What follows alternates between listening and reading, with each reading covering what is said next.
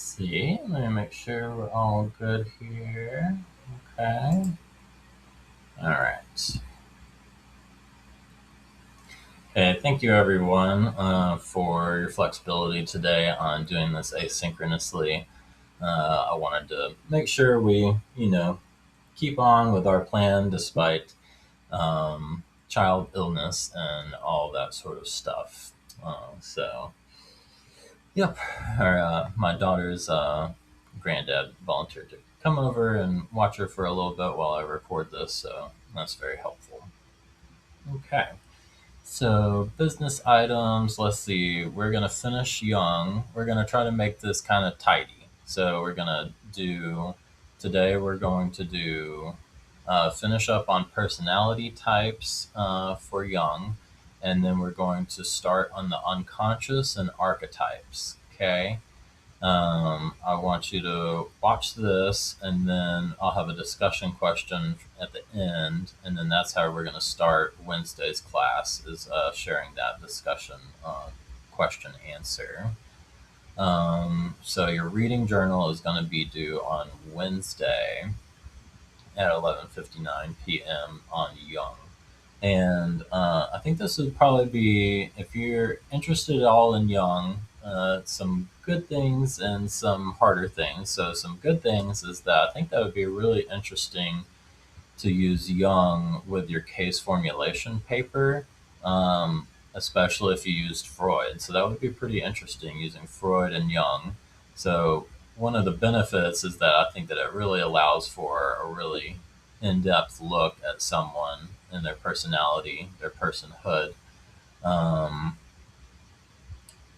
but at the same time, Jung is kind of more challenging to understand. So that's kind of like the good and the bad of using Jung for your other theory. So remember, you had one of the motivation theories to use, and you had one of the motivation theories, and then you had one, or you had psychoanalytic theory. You got to choose from one of those for the first draft of the case formulation paper. And then, so now you'll choose one of the theories that we discuss by the end of the semester, apply that to the same case that you did for the first draft, and then so that's how that's going to all work together. Okay. Okay, so it's looking like we may skip Carl Rogers, and we might go straight into transpersonal psychology right after we get back from Easter break. I think that's going to make more sense. We can always do a little bit of person-centered perspective and Carl Rogers at the end of the semester. So let's just plan on when we get back from Easter break on April 8th, we'll go straight into transpersonal psychology. And I think that's going to complement Jung really well. Okay. All right. So let's get into it a little bit. I'm sorry if my um, connection is a little laggy, but I think the audio is recording pretty fluidly. So we're going to go with that. Again, thank you for your flexibility today. All right, so back to Young. Okay, so the first half of the lecture today is going to be, I think, easier to understand, and then once we get to the unconscious, that's when things are a little bit more difficult. But I'm going to try to make it as accessible and clear as possible. The unconscious and archetypes. Okay. All right, so let's go through these preliminary thoughts like we tend to do. They're really important for understanding Jung. So let's go over this again. So remember, Freud is more interested in healing neurosis, and Jung is more so interested in the general person and developing growth from that. I see my camera is. Let's see if I can do this. There we go. So Jung is more interested in the general person and their growth, And what he sees as the way to help people grow is focusing on the relationship between the conscious and unconscious processes. So this was kind of similar for Freud. He also thought that bringing the unconscious to conscious awareness was one of the biggest things, if not absolutely central, to healing neurosis. And so for Jung, remember, he was a student of Freud and took after him. And so he also took this a little bit as well. So he really focuses on that consciousness and unconscious process and the relationship between the two. And we want that relationship. So he also thought, similar to Freud, that that we need to make some of the unconscious conscious for us. So this individuation is the biggest thing to understand with Jung. The process of personal development that involves establishing a connection between the ego and the self. So the ego, you can just understand that as center of consciousness. Now remember, that's different from how Freud defines ego. And then the self is unconscious, but it's also some consciousness as well. So that individuation is the personal development of establishing the connection between those two. So again, it's really important for Jung and Freud for people to um, have their unconscious be more conscious. And I'll get more specific on what that would look like here. Okay. All right, so now we're going into back into the major concepts. We've already started on the major concepts, but we're going to do more here.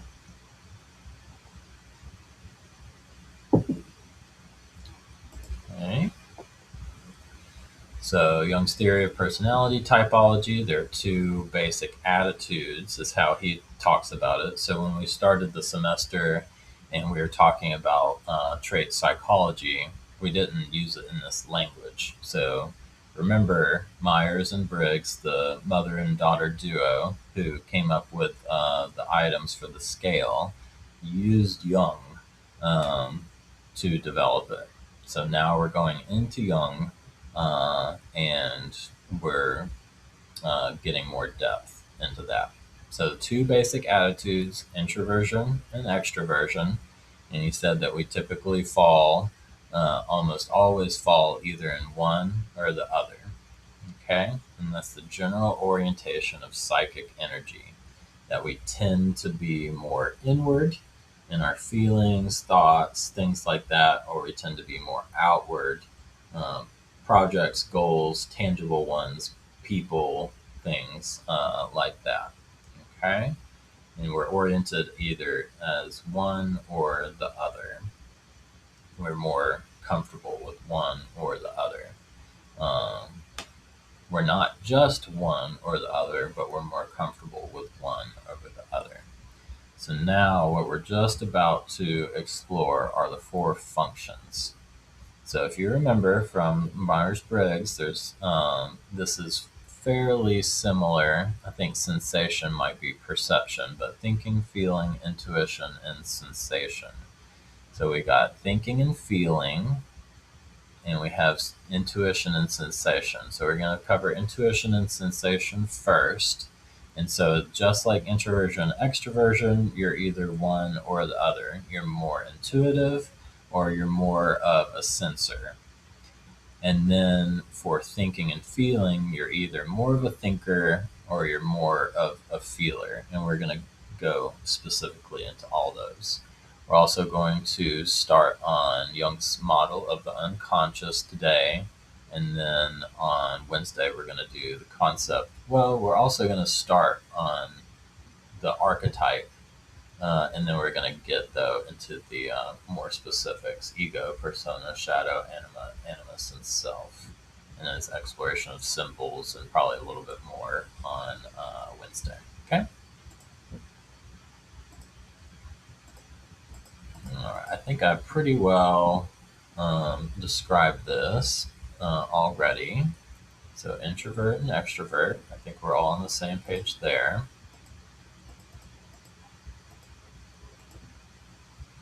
Okay. All right, so Jung thought that people think, feel, and experience the world in different ways, and he kind of subsumes all of that under sensation, intuition, thinking, and feeling. Okay, and so each way that we go about it is a powerful tool to help understand how people function. And so the four fundamental functions that we've talked about: sensation, intuition, thinking, and feeling. Okay, and each one, and we're going to get into this a little bit less, but just quickly. So each of these can be experienced in an introverted or extroverted way. So there can be an introverted way to be a sensor, and there could be an introverted way of being intuitive, but there can also be an extroverted way of being a sensor and an extroverted way of being intuitive. Okay. And so there's a superior function and inferior function. So you're either superior in sensation or you're superior in intuition, and then the other you're inferior in. And he had some interesting theories that went along with this, some implications. Okay, so two different ways of processing information.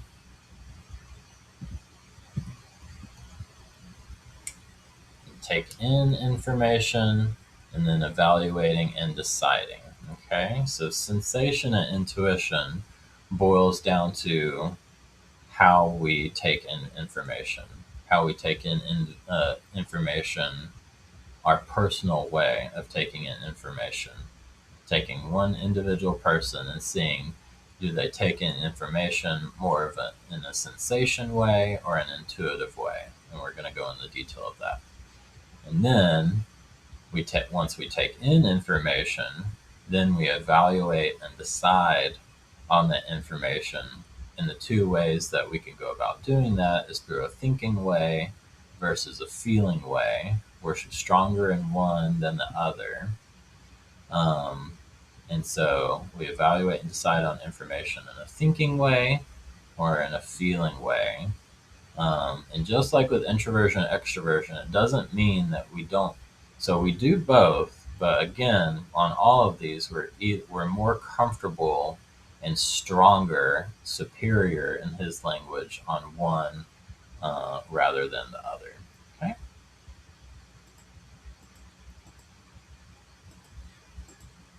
Okay. So let's talk about sensation specifically first. Okay. So again, this is one of the two ways of gathering information, of putting information in. Okay, so it's a focus on direct sense experience, perception of details, and concrete facts. So if you're more of a sensor, now you can think back to your Myers-Briggs type and anything that you know about that and apply it to this, okay? It's still going to be applicable, even if it's not, it doesn't map on absolutely 100%. Okay, so what one can see, touch, and smell. So if someone's more of a sensor, this is how they're going to gather information, how they're going to prefer to gather information. They really like that tangible, immediate experience, and that's given priority over discussion, analysis, philosophy, abstract sort of thing. Okay. So they want to know what exactly I'm perceiving. And so these type of people tend to respond to immediate situations and crises, like an EMT worker, emergency doctor, nurse, things like that. Someone who's really able to look and see what's right in front of them, sort of thing. So I've talked about professional athletes a little bit. And I think that they would definitely fall into this category where they're really able to be completely absorbed into what they see right in front of them and their direct sense experience. So less abstract, less cognitive, and more visceral. Okay.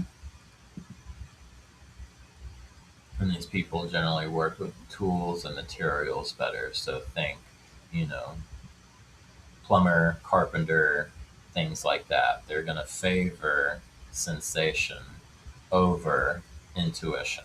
Okay? I think that was pretty clear. So let's go to intuition now. So again, intuition is the other way that people can gather information.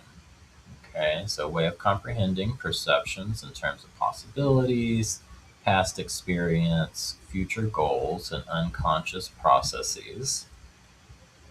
So that's the fancier, more technical way of saying gathering information. Okay, so they're interested in what might happen, what's possible, as opposed to what am I currently perceiving right now. So this intuition is a bit more cognitive, and then sensation is more physical, more visceral.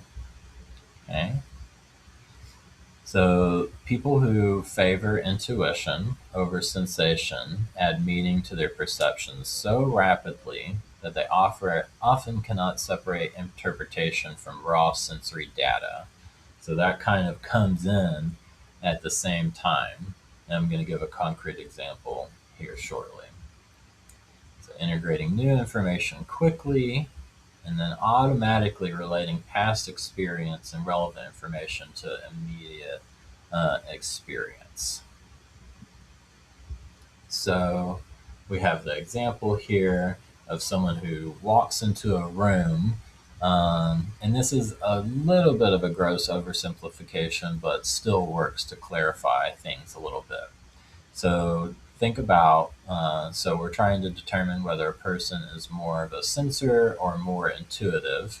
And let's take the example of there's a couple in a fight in a house, and then this person who we're trying to determine is whether more intuitive or more of a sensor comes into the room. The couple stops fighting, and then so someone who's more intuitive is going to be able to take from that situation and more able to think of the whole context there. So someone who's more of a sensor is going to more so focus right on what's in front of them. So seeing different details of the room, different details, very concrete details, what the couple is wearing, things like that. But someone who's more intuitive is going to see what's in front of them, yes, but also take from their past experiences and relate it more to what they see. So someone who's more intuitive is more likely to pick up on that there was just a fight, even if there's not too much evidence for it. Okay, so let's get into thinking and feeling. Okay, so remember, intuition and sensation is how information gets into how we bring that into us. But then thinking and feeling is how we evaluate and decide. So once that information is in us, so we tend to do it in more of an intuitive way or more of a sensing and feeling sort of way. Then we either from a way of thinking or from a way of feeling, evaluate and decide on that information that we have. So these are two alternate ways of judging, of forming judgments and making decisions. So you can think of sensation and intuition as input, and then you can think of thinking and feeling as output. So people who are evaluate and decide on information through thinking focus on objective truth, judgment, impersonal analysis. They think about what something means, and there's consistency and abstract principles that are highly valued. So these people are really good planners.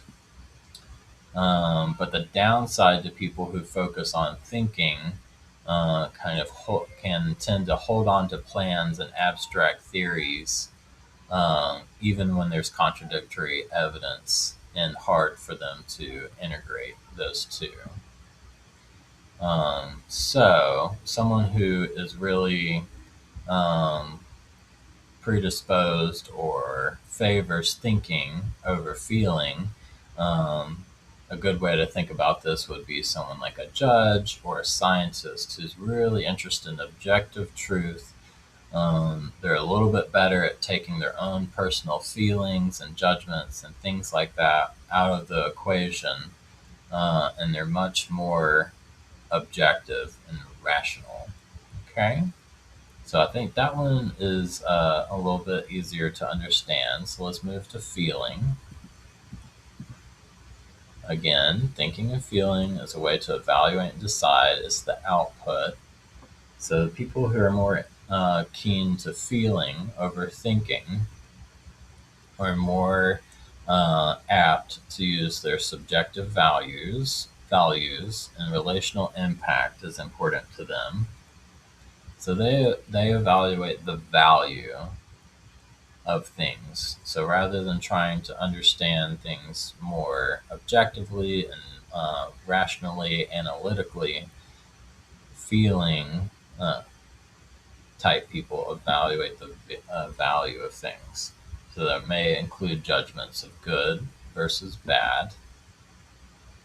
And so, what feeling is a way of making decisions based on personal values, relational harmony, and what matters to people. So, a really good example here is someone like a therapist. And so, this is a little less. So, the way that he's using feeling here is a little less in the way that we use it colloquially. Um, how do you feel about something?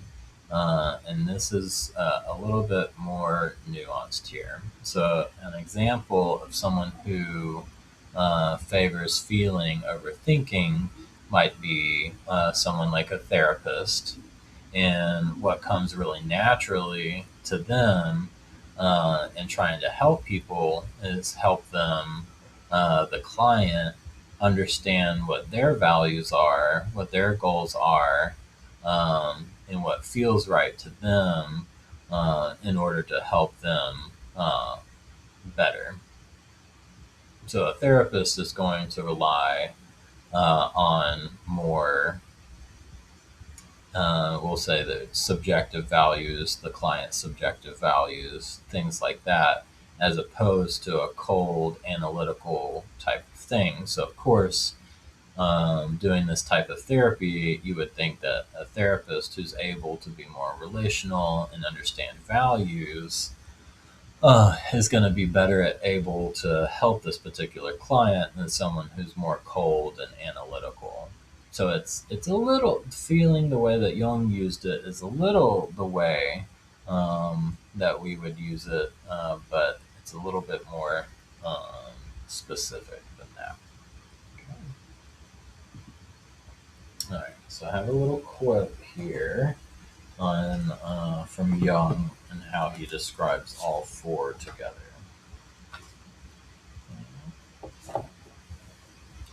In order to orient ourselves, we must have a function which ascertains that something is there, sensation. Let me repeat that. We must have a function which ascertains that something is there, sensation. A second function which establishes what is, thinking.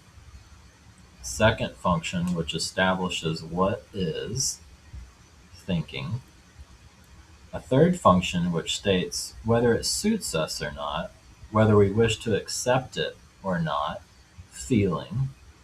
And a fourth function which indicates where it came from and where it's going, intuition. So he's describing it here more in putting it all together. So I just described that we prefer one over the other, which is true. But again, we have all of these types within us, according to Jung. We favor one over the other, but we have all of them. So let me read that all together again. In order to orient ourselves, we must have a function which ascertains that something is there, sensation, a second function which establishes what is, thinking, a third function which states whether it suits us or not, whether we wish to accept it or not, feeling, and a fourth function which indicates where it came from and where it's going, intuition. Okay? So hopefully that adds a little bit more depth to what y'all already know about the Myers-Briggs personality types.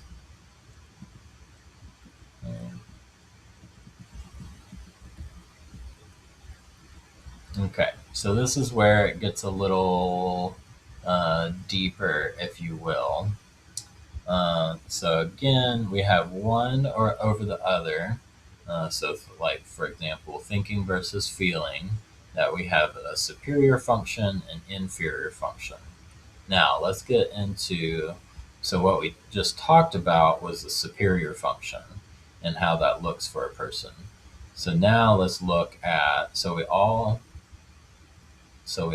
either are extroverted or introverted, and then we have the one that we're less keen to using as our inferior function, and that works for thinking and feeling and sensation and intuition as well.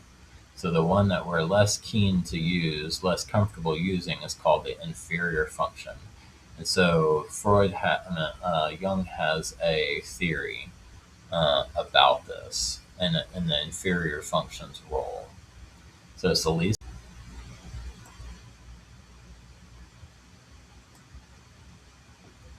Okay, so let's go into the unconscious now.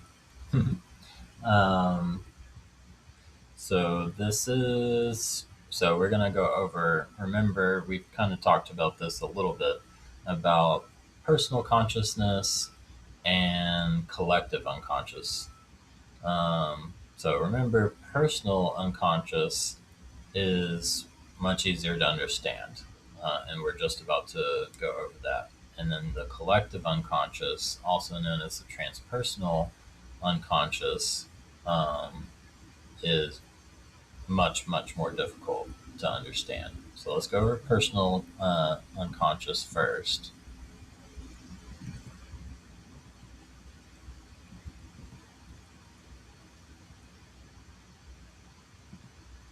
Okay. So personal unconscious is easier to understand. It comes from our past, and so this is very similar to Freud. Um, so Freud thought that part of the unconsciousness uh, does come from, I mean, pretty much all. Yeah. So I would say Freud's um, concept of the unconscious is just Jung's concept of the personal unconscious. I'll say that again. So Freud's concept of the unconscious, his whole concept of the unconscious, is what Jung called the personal unconscious. So when we get to collective unconscious, Freud didn't say anything about that, didn't necessarily believe in it or anything. So personal unconscious, we kind of already understand because we've already talked about Freud so much. So personal unconscious comes from a person's past,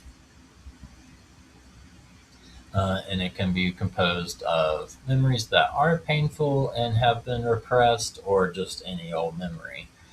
So, like, um, hmm, uh, one example would be like what we had for lunch a week ago, or something like that, or maybe 2 days ago, something like that. We're not really aware of it, but if we want to think about it, we could probably bring it back into our conscious awareness. So that's where those sort of memories lie in our personal unconsciousness. But also memories that are painful. as well, or parts of ourselves that are repressed, that we're not so aware of, but they're there. They're there. They're there within us, but they're not conscious to us.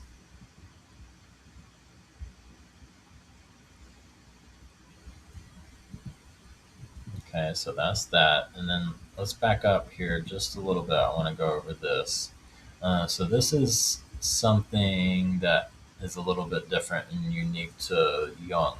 So he thought the unconscious cannot be known, at least fully, and has no limit. And kind of similarly, he thought that consciousness was also capable of continual expansion and growth. So this is kind of an interesting concept here. So even our consciousness is capable of continual expansion and growth, and then the unconscious, especially because it's connected to the collective unconscious, cannot be fully known and has no limit. Okay, so that's just a couple of preliminary thoughts on unconscious versus conscious for Jung. Okay, so we've already gone over this, personal and conscious. So now let's move to the collective unconscious.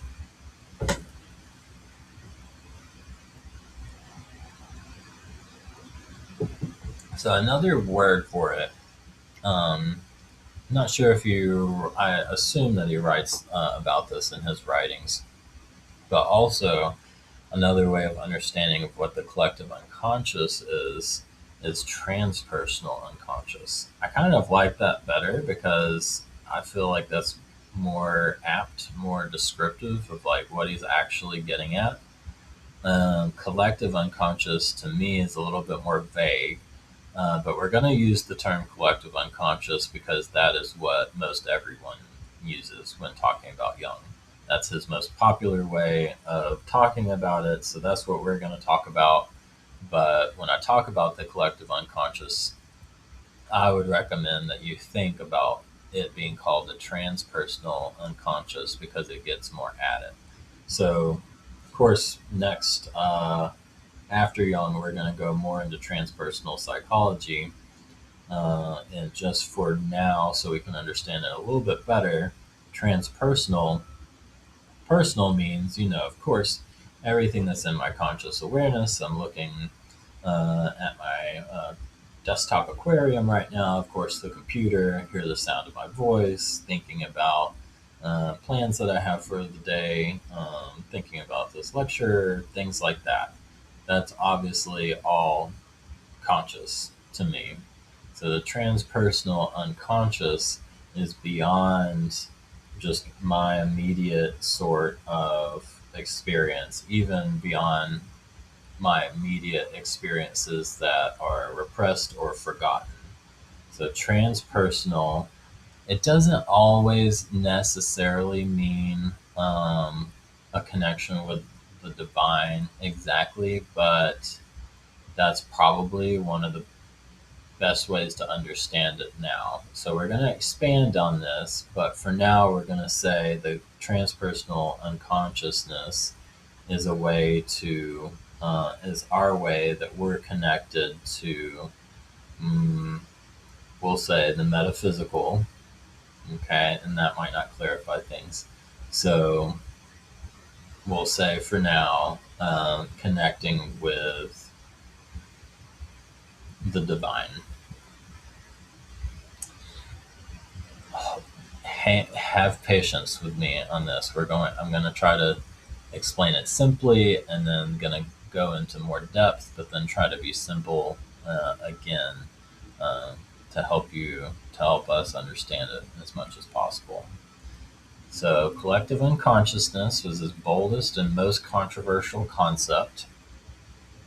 A lot of psychologists are just not comfortable with trying to go beyond the personal, because they would see that as philosophy, theology, things like that.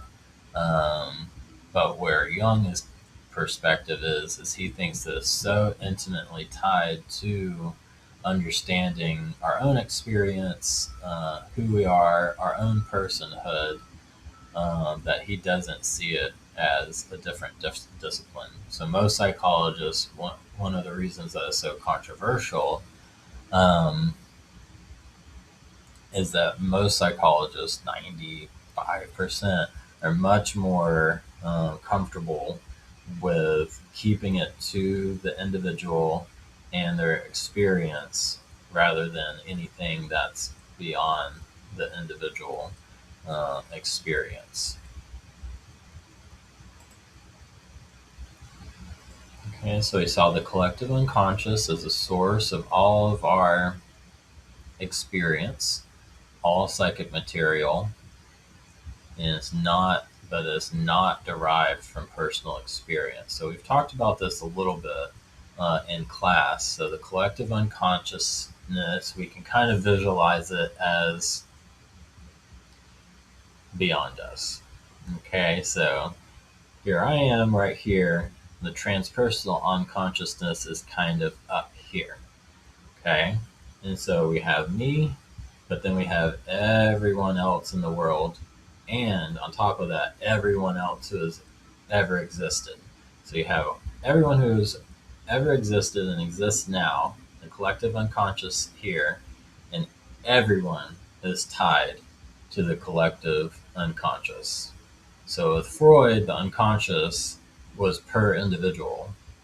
For Jung, it was that, but we also have this collective unconsciousness that's tied to everyone. Okay, I'm just gonna take things in chunks, so don't think that I can explain this in 60 seconds and we just all get it crystal clear. It's gonna take some time, so let's take one little part at a time. Okay. All right, shared with all people, all time, all cultures, which is interesting. And he has some evidence for this, which we're going to get into. Now, he didn't run a study and quantify it and all that sort of stuff, but we're about to get there. Okay. And so one way to maybe we'll come back to this about the evolutionary history. I might come back to that later. So Skinner, if you remember, so he had more of a concept of tabula rasa, where we're blank slates, which of course this really ties into to him really well. And he thought that everything we are, who we are, was a result of experience that we had. Okay. But from Jung, he thought and proposed that we're already someone to begin with, in part because of this collective unconsciousness, that we're already someone, and he uses the term mold. So we already have this mold going in. So even an infant who has no experience already has quite a bit of them already there. Even if they're not expressing it, they have quite a bit already there. Okay? And so there's that mold.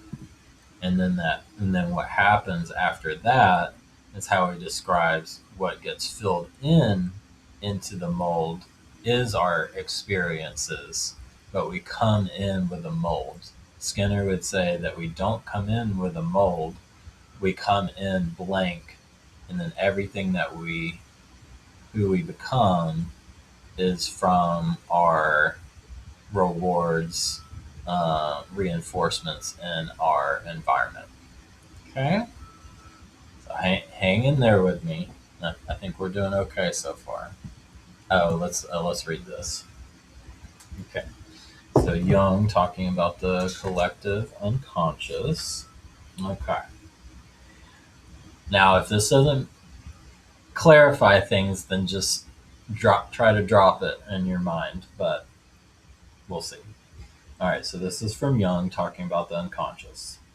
You trust your unconscious as if it were a loving father, but its nature cannot be made cannot be made use of as if it were a reliable human being.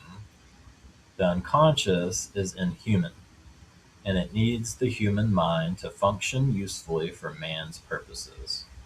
It always seeks its collective purposes and never your individual destiny. Your destiny is the result of the collaboration between the conscious and the unconscious. All right, I think that deserves to be reread.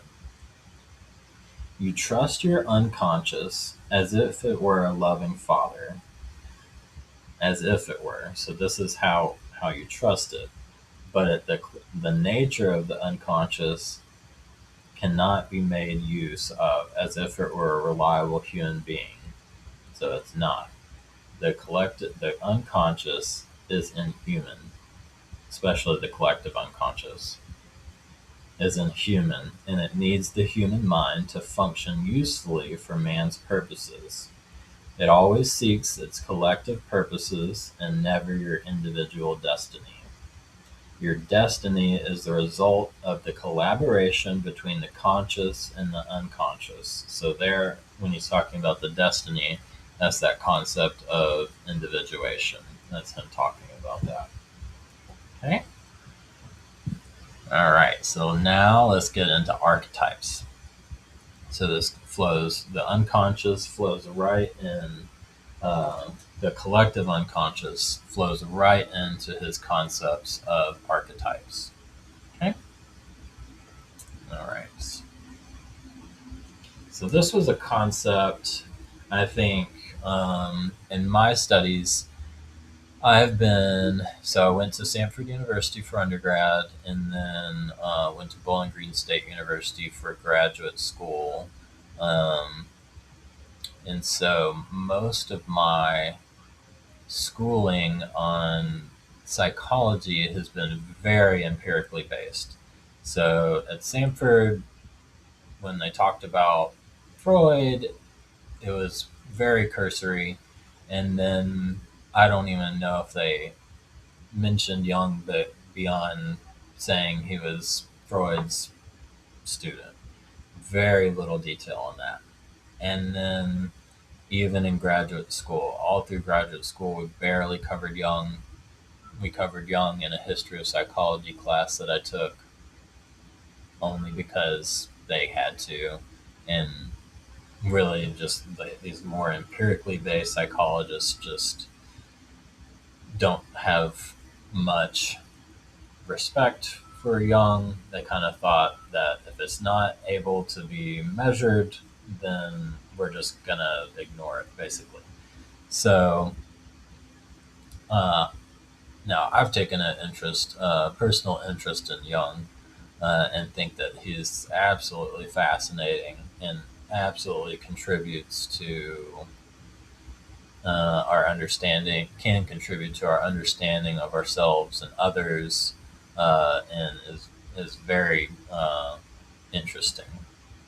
And so this is something, archetypes, so collective unconscious, yeah, that might have been mentioned before, but archetypes were barely really talked about in empirical settings.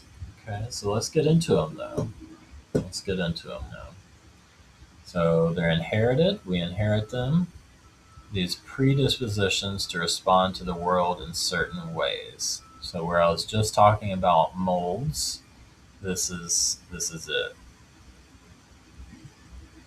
So primordial images, ancient, universal mental pictures that arise spontaneously. So this is where we're starting to get into what he felt like was evidence for a collective unconscious. And so quickly, before we go into more depth on it, he thought that because we have so many myths in our culture now, in humanity, that end up being really similar to each other. And we're going to talk more about this because we have so many myths that have parallel themes to each other. So you could take like some African cultures and their myths. You could take Native Americans and some of their myths, and then you could take some of the myths in, let's say, the Middle East. And even if they had little conversation with each other, especially in the past, Jung thought that we had alarmingly similar myths to each other. Of course, some were, specific to the culture, but a lot of the themes overlapped. And he took that as evidence for the collective unconscious. All right. Again, as we're going to the collective unconscious, don't expect for in 60 seconds for it all to become crystal clear. We're taking one step at a time here. Okay. So archetypes live in the collective unconscious. So the archetype itself is unknowable and formless, and this is where he's kind of getting a bit theological. You could kind of understand the archetype itself as a god or God. But archetypes are inherited predispositions in primordial images. Archetypes come from the archetype itself. The archetypal image is the archetype expressing itself through specific cultural and personal form.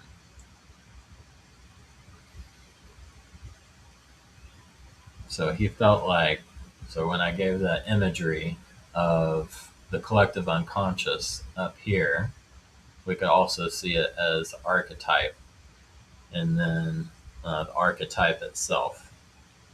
And then the archetype itself expresses itself through cultural and personal form. So that's where we get all these overlapping themes. So he wouldn't say, so we'll use